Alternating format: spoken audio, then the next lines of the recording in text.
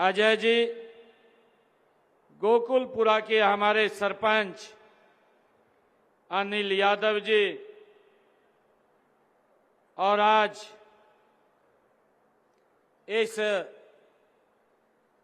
पवित्र कार्यक्रम में मेरी पूजनीय सभी माताएं, बहनें, बुजुर्ग, हमारे पूजनीय संतगण,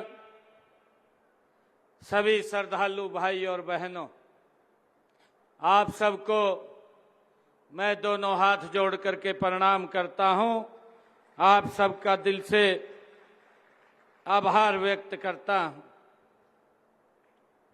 साथियों, आज गोकुलपुर की इस पावन धरा पर आकर के मैं स्वयं को धन्य और गौरवान्वित महसूस कर रहा हूं। साथियों, यह स्थान हमारी सनातन संस्कृति, आस्था और परंपराओं का ये जीवंत केंद्र है। साथियों, यहां स्थित प्राचीन शिव मंदिर, जिसका इतिहास महाभारत काल से जुड़ा हुआ है, हमारे गौरवशाली अतीत का, हमारी संस्कृति का ये साक्षी है। आज जब मुझे यहां आने का अवसर मिला है तो मैंने भी भगवान शिव के चरणों में वहां नमन किया है, उनको प्रणाम किया है, और साथ ही मैंने प्रार्थना ये की है कि आप सब पर भगवान महादेव का आशीर्वाद और कृपा आप सबके ऊपर बनी रहे। ये मैंने भगवान शिव से प्रार्थना की है। साथियों, भगवान शिव सृष्टि के संहार और सृजन करता है। साथियों, वे हमें सिखाते हैं कि जीवन में संतुलन कैसे बनाया जाए, कैसे बना करके रखा जाए। भगवान शिव से प्रेरणा मिलती है। मैं बैठा जब सोच रहा था कि इतनी भारी गर्मी हो रही है और ऊपर पंखा भी नहीं है, फिर भी हमारे सभी बुजुर्ग, हमारी माताएं टस से मस नहीं हो रही हैं। यही तपस्या हमें भगवान शिव से मिलती है। मैं आप सबको प्रणाम करता हूं। साथियों, उनका त्याग और तपस्या के साथ साथ भगवान शिव करुणा और प्रेम का भाव कैसे रखा जाए, आज हमें उस विरासत से प्रेरणा लेने की साथियों आवश्यकता है। मुझे ये गर्व भी है कि इस पवित्र स्थल पर बाबा गिरधारी दास जी महाराज, जिन्होंने लंबे समय तक इस पवित्र स्थल को अपनी तपस्या त्याग के बल पर हम सबको अलौकित करने का काम वो बाबा गिरधारी दास जी महाराज ने किया है। साथियों, इस पावन तीर्थ स्थल पर 3 दिवसीय महारुद्र यज्ञ और विशाल भंडारे का आयोजन ये समाज को जोड़ने, सेवा और समर्पण का संदेश देने का एक महान माध्यम है। साथियों, मैं इसके लिए स्वामी धीरजागिरी जी महाराज उनको प्रणाम करता हूं, जिनके संरक्षण में ये पुनीत कार्य चल रहा है।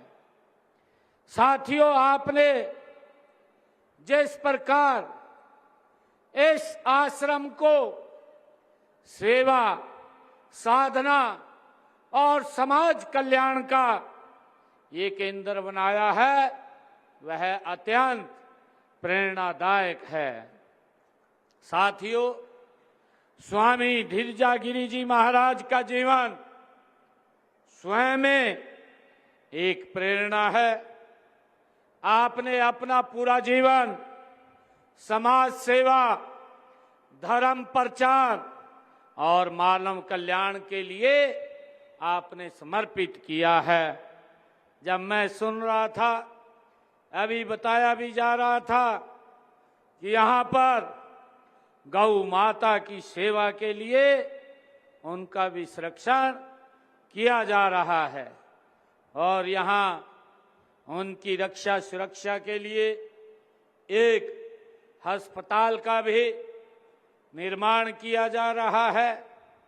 महाराज जी से जब मैं चर्चा कर रहा था, मैं पूछ रहा था कि महाराज जी, आपने इस गौशाला का रजिस्ट्रेशन करवाया है? महाराज जी कहने लगे कि मैंने तो रजिस्ट्रेशन नहीं कराया, मेरा रजिस्ट्रेशन तो कहाँ सामने बैठा है, जिन लोगों की एक एक पाई यहाँ पर खर्च होती है।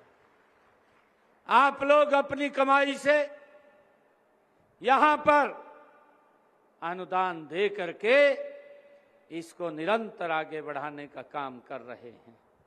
तो मैंने महाराज जी को अपील किया कि महाराज जी, इसका रजिस्ट्रेशन करिए, क्योंकि जब हम देखते हैं, अभी राव नरवीर जी कुछ बातें कर रहे थे, मैं उन बातों को थोड़ा सा जोड़ने का प्रयास करूंगा। 2014 में जब हमारी सरकार बनी, गौ माता के संरक्षण और उसके उत्थान के लिए 2 करोड़ रुपए का बजट था, 2 करोड़ रुपए का। परंतु नरेंद्र मोदी जी के नेतृत्व में जब ये सरकार 2014 में बनी, आज 2026, आज ये बजट 600 करोड़ रुपए का हो गया है। गांव माता के संरक्षण और संवर्धन के लिए हमने 600 करोड़ रुपए का ये बजट का प्रावधान किया है। मुझे खुशी है उनके चारे के लिए, उनके संरक्षण के लिए हमारी गौ माता बेसहारा न घूमे, उसके लिए हमने गौशालाएं, नंदीशालाएं लगातार खोलने का काम ये हमारी सरकार कर रही है। साथियों, मैं महाराज जी को ये भी कहना चाहूंगा कि आपका यह प्रयास आश्रम के माध्यम से गौ सेवा को बढ़ावा दिया जा रहा है और पशु अस्पताल भी यहाँ चलाया जा रहा है। मुझे खुशी है कि इसके साथ ही गरीबों और जरूरतमंदों की सहायता भी की जा रही है। यहाँ पर अनाथ बेसहारा कन्याओं का विवाह भी किया जाता है। गरीब बच्चों को शिक्षा के लिए वो हेल्प भी दी जाती है। वास्तव में ये सेवा, सेवा परमो धर्म के सिद्धांत को साकार कर रहा है। साथियों, आज हम आधुनिक जीवन की भागदौड़ में अक्सर संवेदनाओं को भूल जाते हैं, तब स्वामी जी का यह कार्य हमें मानवता का सच्चा अर्थ ये समझाता है। भाइयों बहनों, भारतीय संस्कृति में भंडारा सेवा, समर्पण और सम्मानता का जीवंत प्रतीक है, जिसकी जड़ें हमारे वेदों और पुराणों में गहराई से ये निहित हैं। वेदों में अन्न को अन्न ब्रह्म कहा गया है। साथियों, इसका मतलब है कि अन्न स्वयं ईश्वर का एक रूप है और जो व्यक्ति दूसरों को अन्न प्रदान करता है वह वास्तव में ईश्वर की सेवा करता है। साथियों, ऋग्वेद अर्थवेद में अन्नदाता को सर्वोच्च दान माना गया है। साथियों, इसमें कहा गया है कि जो भूखे को भोजन कराता है वह पुण्य का भागी बनता है और समाज में समृद्धि व शांति का संचार भी करता है। साथियों, इसी प्रकार हमारे पुराणों में भी अन्नदान को सबसे श्रेष्ठ ये बताया गया है।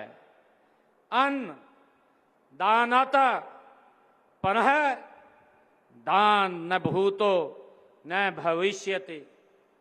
साथियों, अन्नदान से बड़ा कोई दान नहीं है, न कभी हुआ है और न होगा। साथियों, हम सब जानते हैं, हमारे गुरु ग्रंथ साहिब में भी गुरु नानक देव जी ने सदियों पहले मानवता को किरत करो, नाम जपो और वंड छको का ये पाठ पढ़ाया था। साथियों, भंडारे की परंपरा हमें वसुदैव कुटुंबकम की भावना से ये जोड़ती है। साथियों, भंडारे में जाति वर्ग ऊंच नीच के भेद मिटा करके सभी को एक समान बैठाकर भोजन ये पंक्ति में कराया जाता है।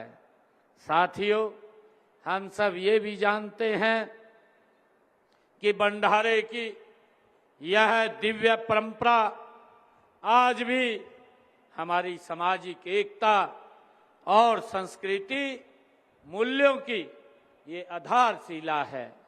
साथियों, यह परंपरा हमें प्रेरित करती है कि हम समाज के हर वर्ग तक सहयोग और संवेदना की भावना पहुंचाने का काम करें, ताकि एक समरस, सशक्त और करुणामय समाज का निर्माण हो सके।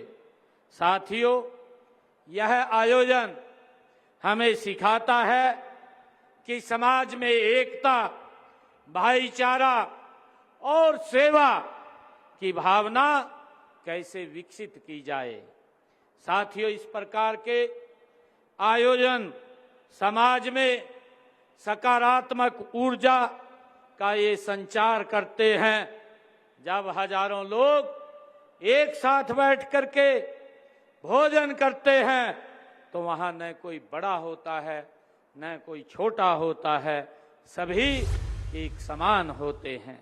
यही हमारी संस्कृति की सबसे बड़ी ये विशेषता है। साथियों, यह हमें सिखाती है कि हम सब एक हैं और हमारी ताकत हमारी एकता है। साथियों, हम सब जानते हैं 2014 में जब देश के यशस्वी प्रधानमंत्री आदरणीय नरेंद्र मोदी जी ने इस देश की जन सेवा का दायित्व संभाला, तब उन्होंने सनातन धर्म का गौरव बढ़ाने का निरंतर काम किया है। साथियों, हम सब जानते हैं देश के यशस्वी प्रधानमंत्री आदरणीय नरेंद्र मोदी जी ने लगभग 550 वर्षों के लंबे संघर्ष, त्याग और बलिदान के बाद 22 जनवरी 2024 को अयोध्या धाम में भगवान श्री राम के मंदिर का निर्माण करने का काम आदरणीय नरेंद्र मोदी जी ने किया है। साथियों, जो प्राण प्रतिष्ठा का उसकी उन्होंने करके करोड़ों देशवासियों का ये संकल्प पूरा करने का काम ये आदरणीय नरेंद्र मोदी जी ने किया है। और साथियों, उसी कड़ी में देश के यशस्वी प्रधानमंत्री आदरणीय नरेंद्र मोदी जी ने जो 26 नवंबर 2025 को अयोध्या धाम में ही साथियों धर्म ध्वजा की स्थापना करने का काम भी नरेंद्र मोदी जी ने किया है।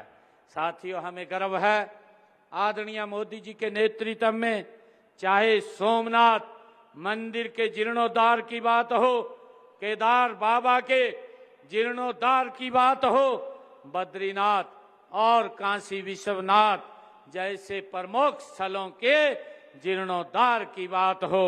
साथियों, ये सभी तीर्थ स्थलों का विकास और जीर्णोद्धार आदरणीय नरेंद्र मोदी जी ने, जो हमारी संस्कृति कहीं ना कहीं विलुप्त हो रही थी, आदरणीय प्रधानमंत्री जी ने निरंतर उसको बढ़ाने का काम किया है। साथियों, हम सब जानते हैं देश के यशस्वी प्रधानमंत्री आदरणीय नरेंद्र मोदी जी ने काशी विश्वनाथ कॉरिडोर के साथ देश भर में 35 से अधिक प्रमुख तीर्थ स्थलों का कायाकल्प उन्होंने करवाया है। साथियों, उन्होंने 642 से अधिक प्राचीन देवी देवताओं की मूर्तियों को विदेशों से साथियों भारत लाने का काम वो नरेंद्र मोदी जी ने किया है। साथियों, हमें गर्व है देश के यशस्वी प्रधानमंत्री आदरणीय नरेंद्र मोदी जी पर, जिन्होंने देश विदेश में योग और आयुर्वेद जैसे सनातनी विज्ञान को वैश्विक मंच पर मान्यता दिलाने का काम ये आदरणीय नरेंद्र मोदी जी ने किया है। साथियों, हरियाणा की यह धरती संतों और वीरों की ये भूमि रही है। यहाँ की संस्कृति में सेवा, त्याग और धर्म का विशेष स्थान है। साथियों, हमारी सरकार भी देश के यशस्वी प्रधानमंत्री आदरणीय नरेंद्र मोदी जी के मार्गदर्शन में इसी भावना के साथ साथियों गति से काम कर रही है। हम न केवल आर्थिक विकास पर ध्यान दे रहे हैं, बल्कि सांस्कृतिक और आध्यात्मिक मूल्यों को भी सशक्त करने का प्रयास हम गति से कर रहे हैं। साथियों, इसी दिशा में हमने प्रदेश में विभिन्न तीर्थ स्थलों के दर्शनों के लिए योजनाएं वो भी चलाई हुई हैं। हमारी सरकार का यह संकल्प कि हमारे बुजुर्ग और आर्थिक रूप से कमजोर ऐसे हमारे वर्ग के श्रद्धालुओं धन के अभाव में वो तीर्थ यात्रा से वंचित न रहे, इसी उद्देश्य से हमने साथियों मुख्यमंत्री तीर्थ यात्रा योजना उसकी शुरुआत की है। साथियों, मुझे खुशी है कि हमने पिछले दिनों जब प्रयागराज में महाकुंभ का आयोजन हो रहा था, तो हमने यहाँ से स्पेशल बसें साथियों भेजने का काम वहाँ पर किया है। और अभी 28 मार्च को अंबाला से अयोध्या धाम के लिए श्रद्धालुओं की ट्रेन को रवाना करने का काम भी हमने किया है। साथियों, हमने इससे पहले कैथल, करनाल, अंबाला और जींद से भी बसें अयोध्या धाम के लिए भेजने का काम किया है। साथियों, हम सब जानते हैं कि भारतीय सभ्यता की ये पालक रही मां सिंधु नदी के दर्शन के लिए भी हमने स्वर्ण जयंती सिंधु दर्शन योजना वो चलाई हुई है। इसके तहत हम श्रद्धालुओं को 10,000 रुपये प्रति तीर्थयात्री वार्षिक वित्तीय सहायता देने का हमने प्रावधान किया हुआ है। और इसी प्रकार कैलाश मानसरोवर यात्रा योजना के तहत हम 50,000 रुपये प्रति तीर्थयात्री वार्षिक वित्तीय सहायता देने का हमने प्रावधान किया है, ताकि हमारे बुजुर्ग इन धाम की यात्रा कर सकें। और इसी कड़ी में हमने स्वर्ण जयंती गुरु दर्शन यात्रा योजना के तहत हजूर साहिब, नांदेड़ साहिब और श्री ननकाना साहिब, श्री हेमकुंड साहिब और पटना साहिब जाने वाले प्रदेश के तीर्थयात्रियों को 6,000 रुपये प्रति तीर्थयात्री वित्तीय सहायता वो दी जाती है। साथियों, यही नहीं, हम संत महापुरुष विचार सम्मान एवं प्रसार योजना के तहत संतों व महापुरुषों के संदेश को जन जन तक पहुंचाने का काम ये हमारी सरकार कर रही है। साथियों, मेरा आपसे विशेष आग्रह है कि आप इस प्रकार के आयोजनों से प्रेरणा लें। साथियों, आधुनिकता के साथ साथ अपनी सांस्कृतिक परंपराओं को भी हमारे महान स्वामी धीरजा गिरी जी महाराज और गोकुलपुरा आश्रम के सभी स्वयं सेवकों का मैं इस भव्य आयोजन के लिए उनको बधाई देता हूं और उनको शुभकामनाएं भी देता हूं। साथियों, आज हमारे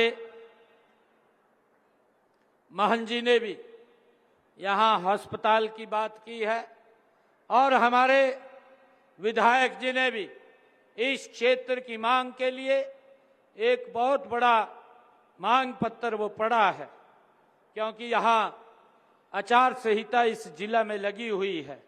मैं महाराज जी से बात कर रहा था कि मैं घोषणा तो कोई नहीं कर पाऊंगा, परंतु जो आपकी मंशा है वो पूरी करने का काम 10 तारीख के बाद ये हमारी सरकार करेगी। आपको यहाँ पर बता दिया जाएगा और जिस दिन यहाँ एक दिन अवश्य मैं किसी कार्य से या चाय के लिए आपके पास महाराज जी यहाँ अवश्य किसी दिन आऊँगा। आप सबको भी मैं बहुत बहुत बधाई देता हूँ। विधायक जी ने जितने भी काम बोले हैं उन सब कामों को हम अलग से विभागों को भेज करके उनको पूरा करवाने का काम ये हमारी सरकार करेगी। साथियों, मैं ईश्वर से ये प्रार्थना करता हूँ कि यह कार्यक्रम, ये पवित्र स्थल, यहाँ जो बड़ा कार्यक्रम हुआ है ये सफलतापूर्वक जो संपन्न हुआ है और जो समाज सेवा, समर्पण और भाईचारे की एकता का संदेश ये फैलाने का काम कर रहा है, इसके लिए मैं पूरी यहाँ की टीम को बहुत बहुत बधाई, आप सबको शुभकामनाएं देता हूँ। इन्हीं शब्दों के साथ मैं आप सबका धन्यवाद करता हूँ और आप सबको बधाई और शुभकामनाएं देता हूँ। जय हिंद, जय भारत, जय भारत माँ। धन्यवाद सीएम साहब। अभी एक छोटी बच्ची आपकी तस्वीर लेकर बैठी हुई है।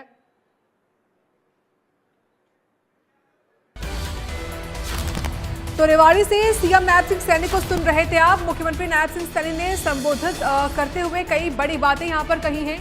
तो रेवाड़ी के दौरे पर सीएम सैनी और सीएम सैनी ने कहा कि गोकुलपुर में जनसभा को संबोधित करते हुए हमने महाकुंभ के लिए स्पेशल बस चलवाई है। पहले गौ माता के लिए बहुत कम बजट हुआ करता था, आज गौ माता के लिए 600 करोड़ का बजट है।